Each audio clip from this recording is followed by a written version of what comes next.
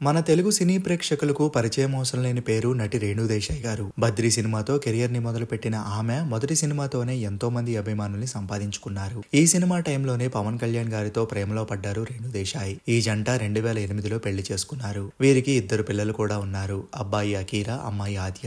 అయితే పెళ్లి చేసుకున్న 4 years కే ఈ జంట విడిపోయారు. విడాకులకు గల కారణాలు రేణు దేశాయ్ గారు పలుమార్లు చెప్పారు, కానీ ఎందుకో ఎవరు ఆ విషయాన్ని పెద్దగా పట్టించుకోలేదు. ఇప్పటికీ కూడా రేణు దేశాయ్ గారికి పవన్ కళ్యాణ్ గారి గురించి ఏవేవో కామెంట్స్ పెడుతూనే ఉంటారు. అయితే ఈ ఎలక్షన్స్ లో పవన్ కళ్యాణ్ గారు పిఠాపురం నుండి భారీ మెజారిటీతో గెలిచిన సంగతి తెలిసిందే.